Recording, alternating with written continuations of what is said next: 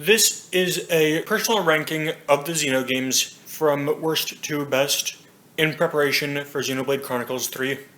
Number 7, Xenoblade Chronicles X. This is a game I cannot give a truly fair ranking to.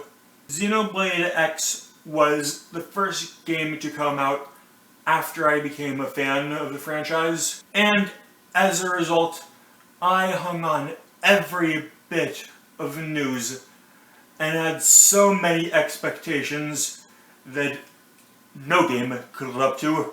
All that said, one fact cements that this game would have a low spot even without my jade glasses, and that is that I value story more than anything else when rating a game, and Xenoblade X is a rushed mess that ends on a cliffhanger. Number 6, Xenosaga Episode 3, Also Sprach Zarathustra. The game itself is good, I won't deny, but there are 3 major things that hold it back. The least is that by the end of the game, I just hate everyone named Uzuki. I won't blame Michion for anything involving Red, but I will blame her for everything else.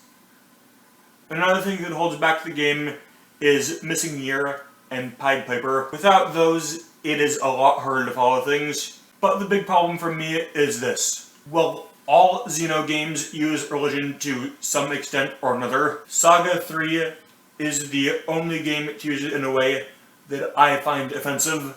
Number 5, Xenosaga Episode 2, Gen Sits von Gut and Bosai. I fully admit, if this list were purely objective, Xenosaga 2 would be at the bottom of the list. Combat is not balanced, the soundtrack is aggressively bad, and that's not getting into voice acting and art direction. What stands out as this game's saving grace is the fact that Junior is my favorite party member from the Saga games, and this basically has him as the star. On top of that, we get a lot of Albedo, who is honestly in the running for my favorite Xeno character. Number 4, Xenogears. The game that started it all gets a high place, not because it's the first, but because it's really, really good. Like, depending on the day, this could get as high as 2nd place. It is so rare that a story takes me by surprise that enough allows me to overlook many flaws. But sadly, Disc 2 is a thing. I can't say anything others haven't said before, so I won't try.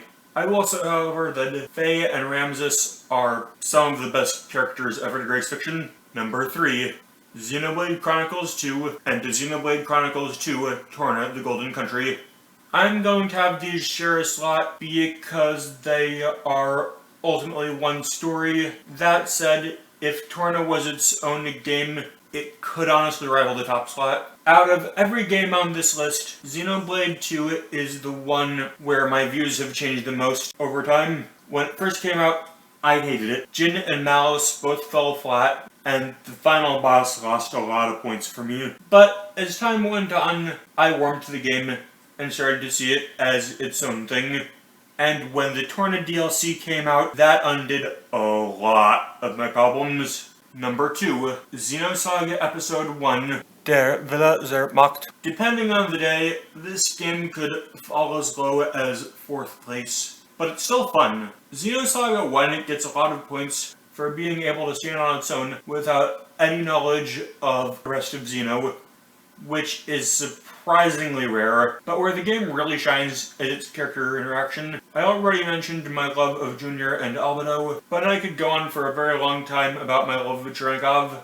What probably impresses me the most is that characters stay in character. Number 1, Xenoblade Chronicles, and Xenoblade Chronicles Future Connected. Okay, I don't want to put these two in the same slot, but I put Xenoblade 2 and Torna in the same slot, so I kinda have to. If I could put Future Connected in its own place, it would probably be between, like, 6th and 7th place on this list. I like the stuff with Tyrea, but aside from her, just no. Much like with Xenoblade X, I can't give the Xenoblade 1 a truly fair ranking. I got the game for the Wii when it first came into the US, and I was amazed. The world was beyond anything I had seen, and at some of my worst showings, I never truly got mad. It's rare to enjoy having your teeth kicked in by the first boss. And this is without talking about stuff like the amazing soundtrack, the British voice work that just makes the Titans feel more lived in. I have bought Xenoblade 1 3 times, to the point of buying new hardware just so I could play it on a different format. I won't pretend the game is flawless, but I also won't pretend the game hasn't shaped me into who I am now. I hope dearly that Xenoblade Chronicles 3 can take the silver medal and make it close.